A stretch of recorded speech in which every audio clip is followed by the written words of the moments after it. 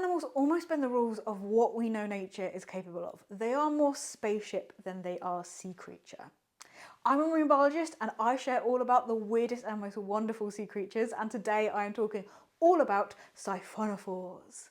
Now, you might not have heard of them straight off the bat, but stick around to the end of the video because one of the creatures you might have heard about is surprisingly one of these. In my research for this video, I came across a paper that was released in 1946 that had this quote in it. I found when I came to the Siphonophores that their morphology was so dominated by dubious theories that a review of the literature would be necessary to disentangle fact from fiction. Isn't that beautiful?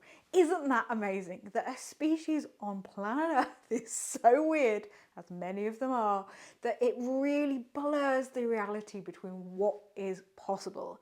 And let me tell you that everything in this video is fact, even though it really does sound like science fiction.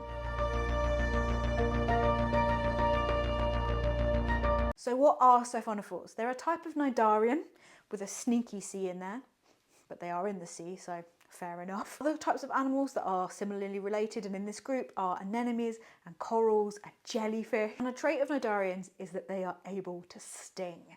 So they have these cells which coil up like a little harpoon full of stinging cells at the end, and then they can release and capture prey. Now this is a bit more obvious in things like jellyfish with those long stingy tentacles, and Nemo made it famous for us that the anemones can sting if they didn't brush up against them. But our corals here as well can also sort of lead us on the way, help introduce us to the weirdness of Siphonophores, because we need a bit of a stepped introduction to get round what hopefully is going to blow your mind about how awesome these creatures are. So corals are often seen in reefs, big, beautiful structures that are growing all around that can make these huge, gorgeous underwater cities, really. But how they do that is that they are actually colonial organisms. So corals are made up of polyps.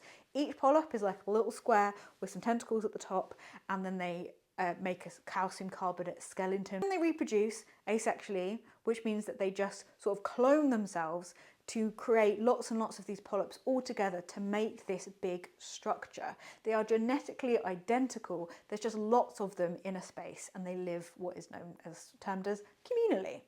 So Siphonophores do the same as corals, but they take it a step further, which is the bit that's like, what? Siphonophore starts life like most creatures as an embryo that gets fertilized and then grows into a body with all of the stuff inside that it needs for a body to survive. It then does something different. It then starts to reproduce asexually and produce lots of different other parts of bodies. So more bodies grow, a lot like corals, but instead of just reproducing the sort of same version, they produce different parts. So we have parts that are specialized for eating. These are called gastrozooids. These might have tentacles, which are the stinging cells to go and catch prey and come along and eat it. We then have whole different sections that are just for reproduction. You have a female reproductive section and a male reproductive section. You have Siphonophores, I think that's how you say it, which are in charge of buoyancy. So this is a section that can produce carbon monoxide to help it with its buoyancy and flotation in the ocean. The idea of specialized bits of your body is not uncommon to humans. We have hearts and brains and nerves and livers and all of these different specialized types of cells that do different jobs within us. The difference here is it's not just the cells. They're not making more cells within one body that's specialized. They are making whole new bodies that have specialized purposes together. So it's like just adding different versions of yourself over and over again that are just in charge of different bits, which sounds really useful, and it is. But it poses the question that is like one of the big questions of life is, what is an individual? All these bodies are connected by a circulatory system. They are genetically identical. They come from one start, one embryo, one body. But does that mean that it is an individual altogether? Or are they lots of individuals all connected together doing the same thing, even though their different bits are specialized? it really poses this fact or fiction sort of question of like, what is this our identity of individuals? And depending on what side of the argument you fall on, you get to confidently or less confidently declare this fact that siphonophores are the longest animal in the planet right now. Yep, they are longer than the blue whale. The siphonophore was found off the coast of Australia that was about 40 meters long. That's so long. But technically, I think the community of scientists have sort of fallen in the camp that they are a colonial organism, therefore it is not technically the longest animal on the planet because it is a collection of animals altogether. But it is amazing, that adaptation of just different specialised body parts. And just one of the reasons that this really makes it feel like a spaceship for me is that siphonophores live in the mid-water zone. That is a huge chunk of space in our planet. In fact, it is about 90% of the space that we have to navigate, because not only is it, you know, a lot of our planet, if you look at it from the surface, is ocean, but also that depth that you have. And the idea that 90% of our planet's space that like things could live in is in water, I can't quite get my head around the vastness of that. Like, I can't quite understand how big space is. And another thing that really reminds me of space is that we interact with space a lot in things like video games, and this is really starting to feel like an animal that you would upgrade and evolve in a video game. Up to 10 different types of these segments, these specialized bodies collected together that siphonophores can have. And depending on the combination that they're put together in, you can have loads of different combinations, and that's sort of one of the defining features of the 175 species so far that we have discovered of siphonophores. What also makes it feel a bit like, I don't know, like a spaceship upgrade or Lego that are connecting together is that these parts that can be added on can only really be added on where there are stem cells, and these sort of aggregate in groups, and they look a bit like attachment points in video games where you're like, you can add something new onto this thing right here, which I imagine is just there because that makes coding the game way easier to give it that sort of directed section. Maybe that's sort of the basis of the genetic makeup of a siphonophore. It's like, it's easier if we just do it from this point here, please. Thank you. But there is one more thing that really sparked that like spaceship-esque thing for me, and that is siphonophores' jet power. Yes, we're getting into jet engines in animals. So travelling by jet propulsion is something that quite a few species in the ocean do, and most classically you'll see an octopus. So octopuses aren't really found swimming around in the sea, but they are sort of using their jet propulsions to dash away and sort of swim around. Now, jet propulsion has two sort of ways that it goes in the ocean. Either it's used to get away really fast and really quick, which is often how octopuses use it. They'll spurt a bit of ink out and go, goodbye, and they'll get away really fast. Or it's sort of used in a term that's like rowing, that you can use your jets to really slowly sort of move along. It's not quick, like a fish can keep swimming really quickly if it needs to. And so it's sort of like really fast or sort of nice and chill. But because siphonophores have this weird body thing where they can attach different parts of their bodies to different places and use jets potentially in different ways, there's been a lot of looking into it to actually study like the biomechanics of the jets that siphonophores use, because they do it in such a cool way. They can all go at once, like whoosh, really quick. They can sort of do it in a succession of like starting at the top and going all the way down. That's a bit more like the rowing type.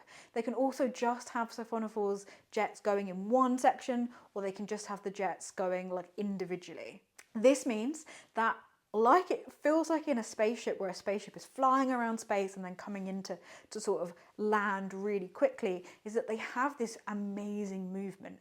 They kind of get the best of both worlds. They can move really fast if they need to get out of the way, but they can also keep up a sort of sustained long-term sort of that movement across. And when they use things like that, just the jets individually or just the jets on one side, they can turn at really sharp angles or just really gently, which feels a bit like a spaceship going into like a docking station where you're just like, I think this is so cool. You might just think that they're a wibbly wobbly blob floating through that 90% space in the ocean, but they actually participate in what is, I honestly think, one of the biggest migrations. Like every day this happens, and it blows my mind that every time I just sit there and sometimes I'm like, oh, this giant migration is going on and it's really not talked about, it's underappreciated, and it's called diel vertical migration. Now, what is that? So in the ocean, phytoplankton are so unbelievably important. This is plankton that makes energy from the sun, so like plants on Earth, it's sort of the base of all of the food chains. Now, phytoplankton need light to produce this energy, so they are found at the top of the ocean. But the problem with light is that it really shines a light on what is around. And in that midwater, in the open ocean, there is no hiding. There's nothing to camouflage yourself against. It is just pure blue, ever-stretching water. So that light really highlights if you are there, which is a problem if you don't want to be eaten. And things like zooplankton, which could be like tiny little crustaceans and shrimps and prawns and krill and things, eat this phytoplankton, but they risk being seen by fish and whales and other predators in the sea if they're there. So what they do is that about dusk, they make sure that they're making their way up to the surface where it's going to turn to night. Because the phytoplankton don't really photosynthesize then, but they're not going anywhere, they're plankton floating around there. So they can feed in the dark. But then they decide that as soon as it starts to get light, around dawn again, they head back down into the deeper ocean where you lose the light to hide themselves. Now, this is a huge migration depending on what size you are. You could be like a 0.2 millimeter little bit of zooplankton and you can travel like hundreds of meters. I think Siphonophores, which are bigger, they travel about 800 meters to do this. But why do they do it? Well, they don't directly eat the phytoplankton, but that phytoplankton is the core base of that food chain, and then zooplankton is another massive food supply for things like Siphonophores, but also then lots of other things like bigger crustaceans and fish and all of these different things, and they follow that big migration of zooplankton up and down every day, because that's their food source. It's this big connecting chain thing of like a moving buffet in the water, 800 meters or so, or even more every single day. I think that is amazing. So having some good moving stuff around is going to be really useful for these Siphonophores as they go and chase their prey. Now, Siphonophores eat their prey a lot like jellyfish. They have these stinging tentacles that are sent out and they can capture them. And this leads us on to our final bit of information about Siphonophores, and one that you might have heard of. And this is the Portuguese man of war.